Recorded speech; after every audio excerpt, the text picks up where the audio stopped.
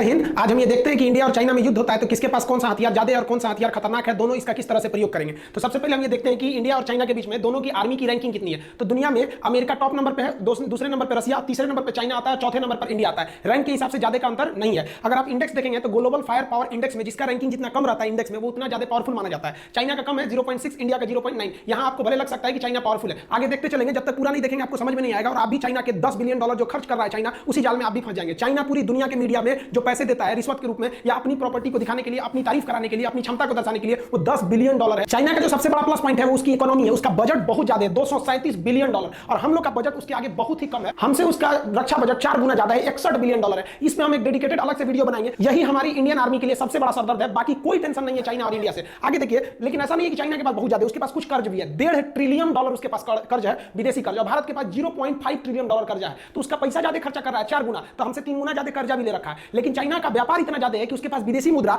3000 trillion है और हमारे पास विदेशी मुद्रा जो है, फॉरेन मनी जो रिजर्व में रखा गया है, वो केवल 400 ट्रिलियन है। तो उसके पास व्यापार से ज्यादा फायदा होता है। लेकिन यहाँ युद्ध में हमको मेन ज्योग्राफिकली समझना है कि किसको ज्यादा बेनिफिट होने वाला है। देखिए, चाइना का ये वाला जो स्टेट है, ये तिब्बत है, इसको उसने कब्जा किया। इसकी सबसे बड़ी खराबी ये बहुत ज्यादा हाइट पे है। और ये वाला इधर वाला राज्य सिंजियांग, यहाँ पर मुस्लिम बहुल्य क्षेत्र है जिस पर चाइना काफी अत्याचार करता है, तो इधर से ज्यादा सपोर्ट मिलने वाला नहीं है। लेकिन ये तो उसके अंडर में आता है। इसकी सबसे बड़ी समस्या क्या है, यहाँ इतना भयानक हाइट है कि जहाज यहाँ उतना अच्छा से काम नहीं कर पाते हैं। अभी समझाएंगे हाइट की वजह से जहाज अच्छा क्यों नहीं काम कर पाते हैं सब। दूसरा कि चाइना को अपनी आर्मी को 2 तरह से ट्रेन करना है। एक चाइना के लिए सबसे बड़ा कंट्रोवर्सी है उसके लिए अमेरिका। चाइना अमेरिका के लिए भी प्रिपेयर रहता है, इसलिए उस ढंग से तैयारी करता है, और इंडिया के लिए। लेकिन इंडिया अपना मेन थ्रेट चाइना को मानता है, इसलिए इसके जितने भी हथियार है वो चाइना को ध्यान में रख के किए गए। इसलिए इंडिया के हथियार आपको कम दिखेंगे क्योंकि हमारे पास सिंगल दुश्मन है। और पाकिस्तान की तो बातें छोड़िए उसको। अब चाइना के सामने क्या है, उसको कुछ अमेरिका को काउंटर के लिए हथियार रखने हैं, कुछ इंडिया के लिए। अमेरिका से लड़ना है तो एयरफोर्स नेवी से लड़ोगे, इंडिया से लड़ना है तो फिर आर्मी से लड़ोगे, तो इसलिए उसकी संख्या ज्यादा दिखती है। ज्यादा इसलिए दिखती है, ज्यादा बवाल पाल के रखा है। अगर हम टोटल एयरक्राफ्ट की बात करें तो इधर हम चाइना का लिखते हैं, इधर इंडिया का लिख रहे हैं। चाइना के पास 3210 एयरक्राफ्ट है, हर तरह के एयरक्राफ्ट को मिला के, जबकि इंडिया के पास 2123 एयरक्राफ्ट है। तो यहाँ एयरक्राफ्ट की संख्या इंडिया के पास कम है और इसके पास ज्यादा है। लेकिन चाइना चाह के भी अपने एयरक्राफ्ट से इंडिया के लिए ज्यादा एक्शन नहीं ले सकता है, जिसके कुछ कारण है। चाइना के पास जो कॉम्पैक्ट एयरक्राफ्ट है, ये चाइना के पास सबसे बड़ा पावरफुल कॉम्पैक्ट एयरक्राफ्ट है, वो 1232 है, जबकि इंडिया के पास देखिएगा तो केवल 538 है। यहाँ चाइना के ये एयरक्राफ्ट पावरफुल भी है, नो डाउट, हम भी कहते हैं पावरफुल है। इंडिया के एयरक्राफ्ट भी बहुत तगड़े हैं। इधर जो हाल ही में राफेल आया, ये कॉम्पैक्ट जहाज क्या होते हैं, आमने सामने लड़ाई में काम आते हैं। वो ग्राउंड पे भी हमला कर सकते हैं, सामने भी हमला कर सकते हैं। लेकिन चाइना के ये कॉम्पैक्ट एयरक्राफ्ट और इंडिया के एयरक्राफ्ट में सब बहुत ज्यादा हथियार भर जाते हैं, जिस वजह से इसका वजन बहुत भारी हो जाता है। लेकिन चाइना का ऊपर जो इंडिया से सटने वाला तिब्बत का एरिया है, वो 4000 से 5000 मीटर की ऊंचाई पर है। वो ऑलरेडी उतनी ऊंचाई पर है। उसके बाद से जहाज को ऊंचा जाना है 5000 मीटर और। अब इतनी हाइट पे जाने की वजह से इसमें जेट इंजन लगा रहता है। और जेट इंजन की खासियत क्या होती है कि उसे ऑक्सीजन चाहिए, बिना ऑक्सीजन के उसका अंदर का पेट्रोल जलेगा ही नहीं। वो रॉकेट इंजन थोड़ी है जो अंतरिक्ष में चला गया। जेट इंजन को ऑक्सीजन चाहिए, और ये जमीन खुद ही 5000 मीटर की ऊंचाई पर है, और 5000 और जाइएगा तो उतनी ऊंचाई पर ऑक्सीजन लेवल बहुत ही घट जाता है, जिस वजह से उसकी इंजन की क्षमता घट जाती है। अब इंजन की क्षमता घट जाएगी तो आप चाह के भी आपकी ये चौथी पीढ़ी का जहाज और 5वीं पीढ़ी का जहाज किसी काम का नहीं रह गया। मान के चलिए कि आपकी क्षमता बहुत ज्यादा है, लेकिन ऑक्सीजन की कमी से आपका इंजन ही काम करना छोड़ देगा, जिस वजह से आप चाह के भी ज्यादा हथियार नहीं ले सकते हैं, ज्यादा हाइट पे नहीं जा सकते हैं। और आप उतना पार करके अगर आप आइएगा इंडिया की ओर, तो एक तो पहले ही आप तो कम लोड उठाए ही थे, रास्ते में भी आपका कोई फ्यूल खत्म हो गया। अब इंडिया की ओर ऐसी कोई पहाड़ वगैरह नहीं है। यहाँ की जो एयरफोर्स है वो भूखे मुंह बैठी हुई है। आइए, ये फुल कॉम्पैक्ट कैपेसिटी के साथ अपने 3rd और 4th जनरेशन के साथ ही आपके 5th जनरेशन की जहाजों की तुलना कर सकते हैं। तो यहाँ ज्योग्राफिकली ड्रॉबैक चाइना के साथ बहुत बड़ा है, ये उसके लिए सबसे बड़ा सरदर्द है। चाइना के पास जो अटैक एयरक्राफ्ट है ये काफी तगड़े हैं। इसका जो J-20 एयरक्राफ्ट है 5वीं पीढ़ी का, बहुत ही तगड़ा है। वो एक साथ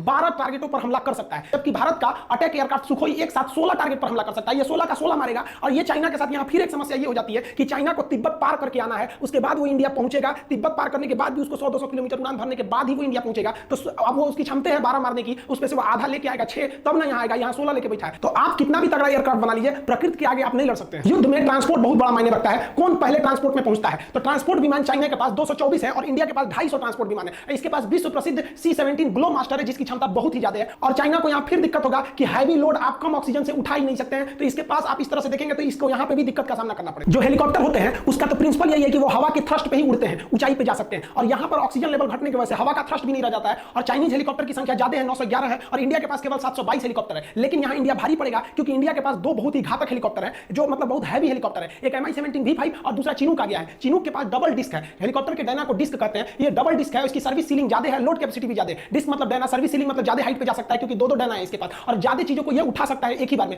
जबकि चाइना के हेलीकॉप्टर के पास सर्विस सीलिंग की क्षमता कम है क्योंकि इनके पास अधिकांश हेलीकॉप्टर सिंगल डिस्क के ही है। आर्मी को बढ़त देने के लिए अटैक हेलीकॉप्टर काफी जरूरी होते हैं। चाइना के Y-20 हेलीकॉप्टर जो है उनके पास अटैक हेलीकॉप्टर 281 अटैक हेलीकॉप्टर है, जबकि भारत के पास महज 23 अटैक हेलीकॉप्टर है। लेकिन इस अटैक हेलीकॉप्टर के साथ Mi-24 और अपाचे हेलीकॉप्टर को शामिल करने के बाद भारतीय एयरफोर्स का अपाचे हेलीकॉप्टर विश्व प्रसिद्ध है। इसने कई युद्धों में अपनी जंग को दिखाया है, जबकि चाइनीज हेलीकॉप्टर अभी किसी भी लड़ाई को नहीं लड़े हैं। एक बात बताइए, आप खूब अच्छे से एग्जाम की तैयारी कर लीजिए, जगह जगह टेस्ट माराइए, इस कोचिंग में उस कोचिंग में टेस्ट दे दीजिए, लेकिन क्या आप गारंटी दे सकते हैं कि आप एग्जाम में पास पास होइएगा। देखिए टेस्ट देना अलग होता है, प्रैक्टिस देना अलग होता है, लेकिन एग्जाम को सॉल्व करना अलग होता है। तो इन हेलीकॉप्टरों को युद्ध लड़ने का कोई अनुभव नहीं है, जबकि अमेरिका से आयातित ये Apache helicopter Afghanistan, Iraq, Libya, Syria हर जगह अपनी काबिलियत को दर्शा चुके हैं। दूसरा, इस हेलीकॉप्टर के अंदर सर्विस सीलिंग ज्यादा है और इसका जो एमुनिशन जो आगे गनर हथियार होता है वो पायलट के डायरेक्ट आंख से अटैच होता है। जिधर पायलट देखेगा इसका जो बंदूक है वो उधर ही घूम जाता है, निशाना लगाने की जरूरत नहीं है। अगला एक और चीज कि ये 9mm की बंदूक की गोली को भी झेल सकता है और इसमें जो हॉट स्पॉट यानी मिसाइलों को लगाने की जगह है ये इससे 3 गुना ज्यादा है। यानी हेलीकॉप्टर के मामले में अभी पूरी दुनिया में अपाची के आगे कोई नहीं टिक सकता है। और ये जो अपाची है ये एकदम नीचे नीचे उड़ान भर सकता है, जिस वजह से ये रडार में भी नहीं आएगा और ये क्षमता इसके पास नहीं है। ओवरऑल चाइनीज जो एयरफोर्स है वो संख्या में आगे है, लेकिन उसके सामने एक प्राकृतिक समस्या, दूसरी उसकी टेक्नोलॉजी वर्ल्ड लेवल की नहीं है। हमारे पास कम ही है लेकिन टेक्नोलॉजी ज्यादा है। और वैसे भी चाइनीज सामानों पे कितना भरोसा करते हैं, सोचो चल गया तो चांद तक, नहीं चला तो शाम तक।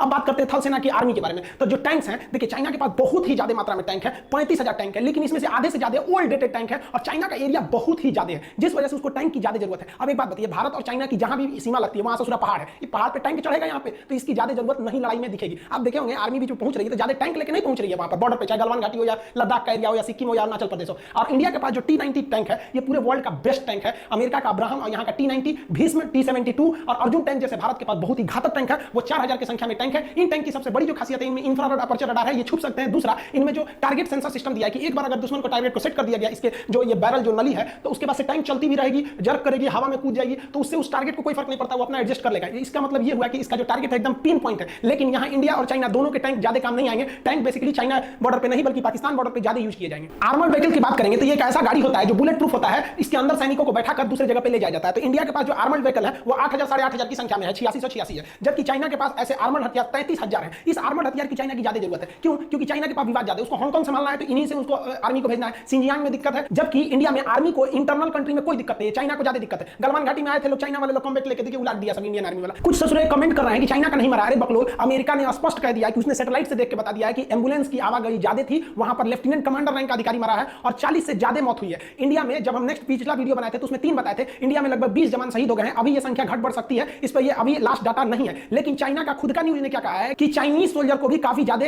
कैजुअलिटी उठानी पड़ी है। हम इस बात को स्वीकार करते हैं, लेकिन ये नंबर नहीं बताएंगे क्योंकि इससे हमारे देश के अंदर लोगों के अंदर एक अलग सी भावना आ जाएगी। इसका मतलब आपके अंदर ज्यादा मरे हैं लोग, तभी आपकी आर्मी लोग पूछेंगे आपसे। सेल्फ प्रोपेल गन वो होते हैं जिनके अंदर ऑटोमेटिक कैनन यानी बारूद को लोड करके हमला किया जाता है। चाइना के पास लगभग 3800 सेल्फ प्रोपेल गन है, जबकि इंडिया के पास महज 250 है। लेकिन हम आपको पहले भी बताएं कि पहाड़ी लड़ाई में ना टैंक काम आते हैं, ये सब काम नहीं आते हैं। तोप काम आ सकते हैं, रॉकेट काम आ सकते हैं, हेलीकॉप्टर काम आ सकते हैं, फाइटर, लेकिन ये सब उतने काम नहीं आएंगे। ये सब पाकिस्तान के लिए सर, पाकिस्तान अब वैसे भी नहीं लड़ेगा हम लोग से। देखिए भारत की समझदारी देखिए, पहाड़ों पर तोप ज्यादा काम आते हैं जिसे हम फील्ड आर्टिलरी या फिर तोप कैनन कहते हैं। चाइना के पास 3600 ऐसे तोप हैं, जबकि भारत के पास 4000 हैं। तो देखिए भारत अपने जरूरत की चीज को रखा क्योंकि उसे पता है कि पहाड़ों पर यही काम आएंगे। और भारत सरकार इतना बेहतरीन डिसीजन लिया था कि पहाड़ों पर इनको लेके कैसे जाइएगा उतनी ऊंचाई पर, तो हम जो आपको चिनूक हेलीकॉप्टर दिखाए, इस चिनूक हेलीकॉप्टर से इन फील्ड आर्टिलरी गन को उठा के आप कहीं भी रख सकते हैं। तो ये प्लस पॉइंट है हमारे लिए। पहाड़ों पर रॉकेट लॉन्चर बहुत काम आएंगे। यहाँ चाइना को बेनिफिट है कि उसके पास 2650 ऐसे मल्टी बैरल रॉकेट लॉन्चर है जो एक साथ मिसाइलों को रॉकेटों को दाग सकते हैं, जबकि भारत के पास भी है। भारत के पास Pinaka multi barrel rocket launcher है, लेकिन इसकी संख्या महज 266 है। यहाँ भारत को एक नेगेटिव स्थिति का सामना करना पड़ेगा। मीडिया के द्वारा, फेसबुक के द्वारा आपके ऊपर एक दबाव बनाया जाता है कि चाइना बहुत खतरनाक है, उसकी आर्मी ज्यादा घंटा आगे। देखिए कैसे चाइना के पास जो एक्टिव आर्मी है वो 21 लाख है। आपको यह संख्या जरूर ज्यादा लगेगा,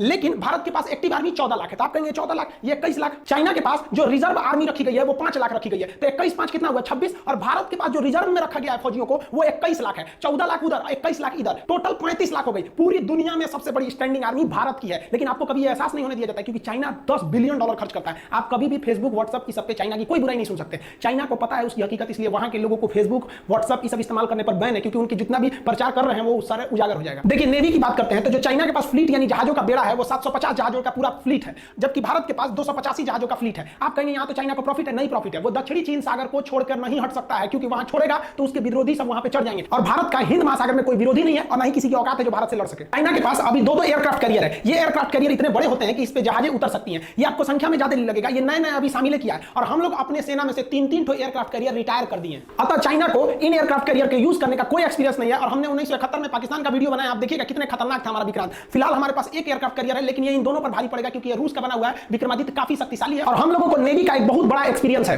देखिए चाइनीज नेवी का जो सबसे बड़ा पावर है ना वो उसकी पनडुब्बी सबमरीन का, इसे साइलेंट किलर कहते हैं। ये पानी के अंदर रहता है। चाइना के पास इसकी संख्या 74 है और भारत इस मामले में बहुत ही पीछे है। इसकी संख्या 16 है और आधे से ज्यादा पुराने हैं। अब भारत सरकार ने डिसाइड किया कि अगर हम इनकी संख्या बढ़ाएंगे तो हमें 50 साल लग जाएगा, क्योंकि हम 10 साल में केवल 5 ही पनडुब्बियां बना सकते हैं। इसमें क्या किया जाए तो भारत सरकार ने सबसे खतरनाक डिसीजन लिया। भारत सरकार ने अमेरिका से P-8I विमान खरीद लिया। P-8I विमान को सबमरीन हंटर कहते हैं। ये हवा में उड़ते उड़ते पनडुब्बियों को ऊपर से ही पहचान जाता है कि समुद्र के अंदर है, उन्हें मार देता है। अतः इन पनडुब्बियों की संख्या धरी की धरी रह गई। अब हम लोग इन पनडुब्बियों से सुरक्षित भी हो गए और धीरे धीरे हम फ्रांस की मदद से पनडुब्बियां बना भी रहे हैं। तो आप इस चीज को समझिए, वरना आप केवल संख्या देख के ना उलझ जाएंगे। डिस्ट्रॉयर क्या होते हैं? देखिए एयरक्राफ्ट कैरियर से थोड़े छोटे साइज में होते हैं, लेकिन ये बहुत ही घातक हमला करते हैं डिस्ट्रॉयर। तो चाइना के पास 36 डिस्ट्रॉयर है और भारत के पास 10 विध्वंसक यानी 10 डिस्ट्रॉयर है, लेकिन ये सब आधुनिक डिस्ट्रॉयर है और ये पुराने टेक्नोलॉजी के हैं। इन सभी के बावजूद चाइना के पास नेवी की संख्या बहुत ज्यादा है, लेकिन एक बात की गारंटी लेते हैं कि चाइनीज नेवी हिंद महासागर में नहीं आएगी। इसके दो कारण हैं, हम आपको अभी समझाते हैं। डिस्ट्रॉयर से थोड़े छोटे आकार में जो होते हैं वो होते हैं फ्रिगेट। फ्रिगेट जो होते हैं थोड़ी स्टील टेक्नोलॉजी के होते हैं, इनमें मिसाइलें ज्यादा लगी रहती हैं और ये अग्रिम पंक्ति में आगे आगे चलते हैं। फ्रिगेट ये समुद्र के अंदर बिछाए गए माइंस के खिलाफ भी उन माइंस को न्यूट्रल कर देते हैं। तो चाइना के पास 52 फ्रिगेट है और भारत के पास 13 फ्रिगेट है। फ्रिगेट से भी छोटे आकार के जो होते हैं वो होते हैं कॉर्बेटर। ये जो है चाइना के पास कॉर्बेटर की संख्या जो है वो 50 है और इंडिया के पास 19 है। ये पनडुब्बियों के अंदर भी हमला कर सकते हैं, पनडुब्बियों को मार सकते हैं एंटी सबमरीन हथियार के द्वारा से। तो यहां भी आपको चाइना की संख्या ज्यादा लगेगी। पेट्रोलिंग के लिए जो कोस्ट गार्ड के जहाज होते हैं उन्हें हम कहते हैं पेट्रोलिंग वेसल। ये चाइना के पास 220 है और भारत के पास 139। ये क्या करते हैं? युद्ध में जो नेवी के जहाज घायल हो जाते हैं, जिसमें बम गिर जाता है, तो उसमें से इवैक्यूएट कराते हैं, लोगों को बाहर निकालते हैं, सैनिकों को। तो ये राहत के काम में बहुत ही महत्वपूर्ण भूमिका निभाते हैं। यहां दोनों में ज्यादा का डिफरेंस नहीं देखने को मिलता है। उसका कोस्टल एरिया भी चाइना का ज्यादा है। संख्या अधिक होने के बाद भी चाइनीज नेवी बहुत कुछ नहीं कर पाएगी, जिसका दो रीजन है। पहला रीजन समझिए, जैसे हम एक टीचर है, हम सब कुछ छोड़ सकते हैं, पढ़ाना नहीं छोड़ सकते क्योंकि उसी पर हम आश्रित है। हमको लोग टीचर के नाम से जानते हैं, हम वो कैसे छोड़ सकते हैं? तो चाइना सब कुछ छोड़ सकता है, व्यापार नहीं छोड़ सकता है। चाइना को एशिया का मरीज कहा जाता था, आज आगे कैसे चला गया? क्योंकि उसकी पूरी दुनिया में व्यापार है, पूरी दुनिया में उसके खरीदार है और इस सामान को पहुंचाने के लिए उसको हिंद महासागर में आना ही पड़ेगा। चाहे वो अफ्रीका में बेचे, यूरोप में बेचे, कहीं भी बेचे, तुमको यहां से जाना ही है हिंद महासागर में। और हिंद महासागर में तुम भारत से बैर करके नहीं जा सकते हो, तुम्हारा व्यापार चौपट होगा, इस बात की गारंटी है। दूसरा, अभी अमेरिका ने अपने दो एयरक्राफ्ट कैरियर दक्षिणी चीन सागर में भेज दिए हैं। ये जानबूझ के भेजे हैं। आप अभी सुने होंगे कि मोदी जी में और डोनाल्ड ट्रंप में फोन पे वार्तालाप हुई थी, ये सीक्रेट बात थी। लेकिन आप अभी सोचिए अपने मन से कि चाइना और अमेरिका में कोई दिक्कत ही नहीं है, लेकिन अमेरिका ने अपने बहुत ही भीषण जंगी जहाजों को, विध्वंसक जहाजों को पूरा ग्रुप भेज दिया, जिसमें दो एयरक्राफ्ट कैरियर है। अब चाइना के पास दो एयरक्राफ्ट कैरियर है और दो अमेरिका भेज दिया, तो यहां से अब हट ही नहीं सकता क्योंकि उधर झगड़ा है। अब यहां हिंद महासागर में इंडियन नेवी एकदम फ्री हो गई। अब अगर इंडियन नेवी आगे बढ़ती भी है तो अमेरिका और इंडिया एक साथ हो जाएंगे। यहां ऑस्ट्रेलिया से पहले समझौता हो गया है और इंडिया के मैटर पे कभी भी रूस उसके साथ नहीं आएगा। और आप सोच रहे होंगे पाकिस्तानी कमेंट करते हैं हम चाइना के साथ आ जाएंगे। बकलोलवा कहीं का अमेरिका तुमको पैसा देना बंद करेगा, ससुरा अंडरवियर नहीं खरीद पाओगे तुम लोग। और भारत के कहने पर अगर भारत के मामले में टांग लड़ाएगा तो अमेरिका जानता है कि भारत को रोकने का मतलब चाइना को रोकना, और चाइना अगर नहीं रुका तो अमेरिका के लिए दिक्कत होगा। इसलिए अमेरिका पाकिस्तान को दिए जाने वाली आर्थिक मदद को रोकने की धमकी देगा और इस धमकी से ही तुम लोग का पैंट गीला हो जाएगा। देखिए हम लोग को केवल डराया जाता है कि चीन की सेना बड़ी है, उसके पास पैसे ज्यादा है, संसाधन ज्यादा है। गलत है, हमें उसकी सेना से नहीं लड़ना है। देखिए मेरा अपना मानना है चीन को माइंड से हराना है। सबसे पहले हमको चीन के 8 जगहों पर हमला करना है और इसमें से सबसे पहले हमको चीन के सैटेलाइट मार के गिराने हैं। आप कहिएगा कि वो इंडिया का सैटेलाइट नहीं मार के गिरा सकता है। देखिए सैटेलाइट कहां घूम रहा है अंतरिक्ष में, इसको पता करने की टेक्नोलॉजी केवल अमेरिका के पास है और रूस के पास है। भारत की सैटेलाइट की जानकारी रूस चाइना को नहीं देगा, लेकिन चाइना का सैटेलाइट कहां है इसकी जानकारी कमकासा और कास्टा समझौता हो जाने के बाद अमेरिका हर हाल में भारत को दे देगा। और इस जानकारी के आधार पर भारत अपने एंटी सैटेलाइट मिसाइलों से चाइनीज सैटेलाइट को मार के गिरा सकता है। एक बार जब ये सैटेलाइट गिर गए तो चाइना के 13 जो मिलिट्री सैटेलाइट आसमान में घूम रहे हैं, अगर ये सैटेलाइट गिर गए तो चाइना ऊपर से निगरानी ही नहीं रख सकता है कि भारत क्या कर रहा है। और उसके जो रडार है वो केवल छोटे एरिया को निगरानी कर सकते हैं। जो मिसाइलें एटमॉस्फेयर में घूम रही है उनको पकड़ सकते हैं, लेकिन बैलिस्टिक मिसाइल अंतरिक्ष से आ रही होती है, उसको मारने के लिए, उसको पकड़ने के लिए सैटेलाइट की जरूरत पड़ती है। और अगर चाइना का सैटेलाइट गिर गया तो हमारी जो मिसाइल, बैलिस्टिक मिसाइल अग्नि वगैरह चाइना में घुस जाएगी तो चाइना को पता भी नहीं चलेगा। जैसे ये सैटेलाइट गिरे, चाइना का एक बहुत बड़ा ड्रॉबैक होगा उसकी निगरानी सर्वेलेंस में। और इसके बाद जो सबसे तेज एक्शन लेता है, देखिए सैटेलाइट गिर गया तो चाइना की मिसाइलें भी काम नहीं कर सकती। और उसके बाद अचानक जो चाइना के जो एयर स्ट्रिप है, हवाई पट्टियां, इन पर ताबड़तोड़ हमला करना चाहिए। जो तिब्बत और सिंजियांग का एरिया जो भारत से लगता है, इन एयर स्ट्रिप को गिराने के बाद चाइना कोई भी काउंटर अटैक नहीं कर सकता। हम लोग को मेन चाइना को आगे बढ़ने से रोकना है। जैसे एयर स्ट्रिप टूट गए, चाइनीज विमान हवा में उड़ान नहीं भर सकते बिना एयरपोर्ट की मदद से। इसके बाद हम लोग को चाइना के पावर ग्रिड पर हमला करना है। चाइना में 2 सबसे बड़े पावर ग्रिड है जो हर जगह इलेक्ट्रिसिटी देते हैं। अगर हम इस पावर ग्रिड को गिरा दिए, एक भी बम गिराना पावर ग्रिड पे, पूरा चाइना के अंदर ब्लैकआउट हो जाएगा, उसके अंदर बिजली कट जाएगी। आप सोचिए आपके यहाँ 2-3 दिन बिजली कट जाएगी, हर एक चीज ठप हो जाएंगे, कितना आपका इन्वर्टर बैकअप पावर देगा। तो जैसे ये बिजली ठप होगी, पावर बैकअप के अभाव पर जो छोटे मोटे रडार हैं इनको भी पावर नहीं मिल पाएगा, वो भी बंद हो जाएंगे। और उसके बाद चाइना का जो सबसे बड़ा डिपो है, जितने बड़े बड़े पेट्रोलियम के डिपो हैं, इन डिपो को उड़ा देना चाहिए। इस डिपो को उड़ाने पे डबल फायदा होगा। एक उसका पेट्रोल जाएगा, दूसरा ये खुद उसके लिए एटम बम साबित होगा, ये खुद ही ब्लास्ट कर जाएगा और अगल बगल में अपना तफरी मिल जाएगी। इसके बाद चाइना अपने रेल नेटवर्क की मदद से सोचेगा अपनी सेना को जल्दी से जल्दी बॉर्डर तक पहुंचाया जाए। इसके लिए भारत को तुरंत उसके जो मेन रेलवे जंक्शन है, जहां ज्यादा रेलवे आगे जुड़ती है, उन रेलवे जंक्शन को ध्वस्त करना चाहिए ताकि रेल जो है तेजी से नहीं आ सके। क्योंकि एयरपोर्ट के बाद चाइना अपना मेन फोकस करेगा रेलवे के थ्रू, तो रेलवे को ध्वस्त कर देना चाहिए तुरंत। स्ट्रेटेजिक फोर्सों को और एयरफोर्स के द्वारा उसके बड़े बड़े जितने भी सड़क पर बनाए गए पुल हैं, इसको ध्वस्त करना चाहिए। क्योंकि चाइना का एरिया पहाड़ों वाला एरिया है और वहां हमेशा हर 10-15 किलोमीटर बाद एक ब्रिज आता है। ब्रिज तोड़ दीजिएगा तो 2-3 महीने से कम समय में बनेगा ही नहीं, इतने में तो युद्ध खत्म हो जाएगा। तो इसको रोकने से चाइना की बढ़त रुक जाएगी। इन 6 हमले से चाइना का मनोबल पूरी तरह टूटेगा। उसके बाद जो चाइना की ऑर्डिनेंस फैक्ट्री है, जहां तो गोले बारूद कारखाने, ये सब के जो कारखाने हैं जहां बंदूकें बनती हैं, उन सब पे तुरंत ध्वस्त करके हमला से उड़ा देना चाहिए। इससे जो उसका बैकअप सपोर्ट था ये टूट जाएगा और बैकअप टूटने के बाद उसे इस विषम परिस्थिति में कोई दुनिया मदद नहीं करेगी। और चाइना जो सबसे ज्यादा कूदता है अपने व्यापार पे ना, उसके व्यापार को सोचा समुद्र के रास्ते होते हैं, उसके जितने भी बड़े बंदरगाह हैं उस पर तेजी से हमला करके एक साथ तोड़ देना चाहिए इन सबको। हमारे हिसाब से चाइना की इन 8 जगहों पर हमला करेंगे, चाइना की कमर टूट जाएगी। लेकिन चाइना हमको अपनी केवल मजबूत चीजों को दिखाता है कि हमारे पास 21 लाख आर्मी है। अरे कोई आर्मी धरी की धरी रह जाएगी। ससुराल तुम्हारा 8 चीज टूट गया ना तो तुम देखा ना 21 लाख फौज है कि 21 करोड़ है, कुछ नहीं होने वाला है। और ऐसा हो सकता है, ऐसा किया गया है। इजराइल ने 6 दिन की लड़ाई में पूरी अरब देशों के, मिडिल ईस्ट के देशों को हरा दिया था। ना कोई उसका साथी था, ना पूरे पड़ोसी उसके दुश्मन थे सब। इसके बावजूद उसने पूरे अपने अरब देश के दुश्मनों को धूल चटा दिया,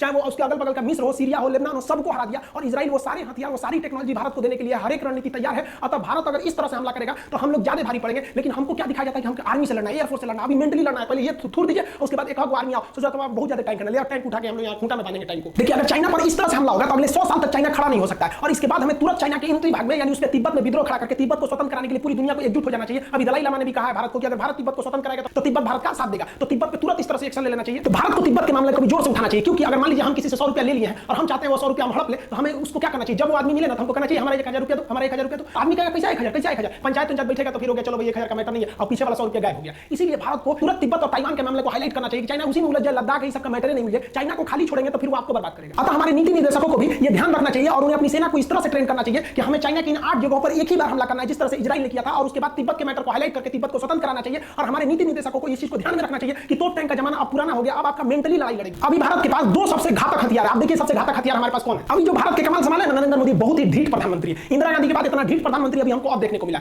देखिए नरेंद्र मोदी का डिसीजन कितना तगड़ा था कि जैसे गलवान घाटी में खबर आई कि भारत के 20 जवान शहीद हुए हैं और चाइना के 43 कुत्ते मरे हैं, और वो लोग भी मरे हैं, क्योंकि ये जो है पूरी तरह से अमेरिका का न्यूज़ है। उसने कहा कि हमने क्लोज मॉनिटरिंग किया, अमेरिका ने रिपोर्ट दिया है कि चाइना के गलवान घाटी के एरिया में चाइना ने एम्बुलेंस और एयरलिफ्ट से अपनी लाशों को उठाकर ले गया, और चाइना ने खुद कहा है कि हम इसको ज्यादा हमारी संख्या नहीं बताएंगे क्योंकि हमारे देश में इसके एक नेगेटिव इफेक्ट पड़ सकता है। और चाइना ने क्या कहा है कि भारत सरकार को भारत के सैनिकों को माफी मांगना चाहिए। इसका मतलब जो पिटाया है वही ना कहता है कि दूसरा आदमी माफी मांगे। अब कुछ लोग को तो भरोसा नहीं हो रहा है कि भारत वाले भी चाइना को मारे होंगे। ऐसे लोग को ये भरोसा नहीं होता कि अपने बाप के है कि नहीं है। चाइना वाले छोटे छोटे होते से कुंफू कराटा मार रहे थे, सब बॉर्डर पे आके ये कराटा मार रहे थे ऐसे ऐसे। अब भारत के सैनिक गांव में खेती किया हुआ आलू बोया हाथ से पकड़ के मुर्गियां ईट दिया, कैसे जो चाय चुई करता है हमारे यहाँ इतनी तो होते हैं चाइनीज। जब भारतीय सैनिक कद काठी से भी हैवी साबित होते हैं सब उनके सामने। मोदी जी ने देखा कि यहाँ पर बहुत ही ज्यादा टेंशन बढ़ते जा रहा है। चाइना ने क्या कहा था कि हम 8 घंटे में फौज उतार सकते हैं, मोदी जी ने कुछ नहीं बोला, और मोदी जी ने 1 लाख फौज को घुसा दिया लद्दाख के एरिया में, और गलवान घाटी से महज 5 किलोमीटर पीछे रोका हुआ है। अगर वो फौजी चाहे तो आधे घंटे में 30 मिनट में पैदल पहुंच जाएंगे गलवान घाटी पे। और चाइना कहता है हमारा ट्रांसपोर्ट बहुत बढ़िया है, हम 8 घंटा में पहुंच सकते हैं। देखो यहाँ आधा घंटा में पहुंच सकते हैं। 1 लाख को पहुंचा दिया नरेंद्र मोदी ने, अब बोला तक नहीं किसी को कि हम पहुंचा दिए। मोदी जी ने भी स्पष्ट संकेत दे दिया। हमारे विदेश मंत्री जयशंकर जी ने कह दिया है कि इस गलवान घाटी में जो हुआ विवाद के बाद भारत और चाइना के बीच जो रिश्ते हैं इसमें काफी ज्यादा दरार देखने को मिलेगी, अर्थात भारत व्यापार के क्षेत्र पर भी उसका विरोध करेगा।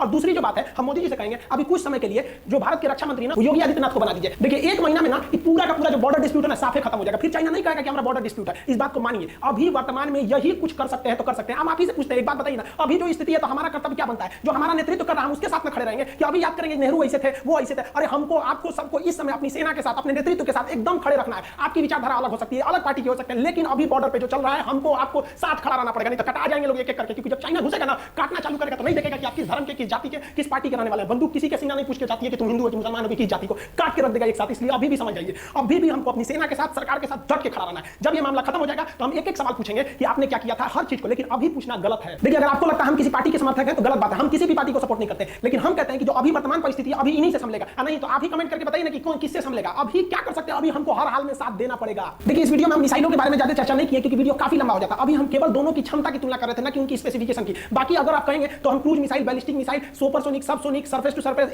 LRSAM ये सब क्या मिसाइल होती है, इसमें क्या अंतर है इसको समझा देंगे। साथ ही दोनों देशों के जो जहाज है या जो हेलीकॉप्टर है या जो भी फाइटर प्लेन है उसको 1 to 1 रख के तुलना भी कर सकते हैं कि इसका डिस्क कैपेसिटी कितना है, इसकी सर्विस सीलिंग कितनी है, इसमें हॉट स्पॉट कितने जगह पे लगाएंगे, इसमें किस तरह का रडार है, इस सब के बारे में भी अगर आप कहेंगे तो हम एक अलग वीडियो बना देंगे जिसमें हम एक एक चीज की तुलना करा देंगे। अगर इसमें करते तो वीडियो 4 घंटा का हो जाता, काफी लंबा हो जाता। हमारे हिसाब से भारत को भी इजराइल की नीति अपनानी चाहिए। बाकी आप क्या सोचते हैं, क्या चाइना के 8 जगहों पर हमको टारगेट लेकर रखना चाहिए कि नहीं, कि रातों रात हम हमला कर सकते हैं या नहीं? आपको क्या लगता है कि उन 8 जगहों पर हमला करने के बाद क्या चाइना खड़ा हो सकता है? चाइना पूरी दुनिया में कोरोना बांट दिया। हमारे ख्याल से जो अन्य बॉर्डर पे है ना, भारत सरकार को हॉस्पिटल से उठा कोरोना मरीज को वर्दी पहना के घुसा देना चाहिए चाइना बॉर्डर पे। लो ससुरा धकिया देखो तू ससुरा कोरोना बता हम बांट देंगे तुरा यहाँ पे। चाइना शराफत से सुधरेगा ही नहीं। आपको क्या लगता है आप कमेंट करके बताइए। मिलेंगे हम लोग नेक्स्ट वीडियो में, तब तक के लिए जय हिंद।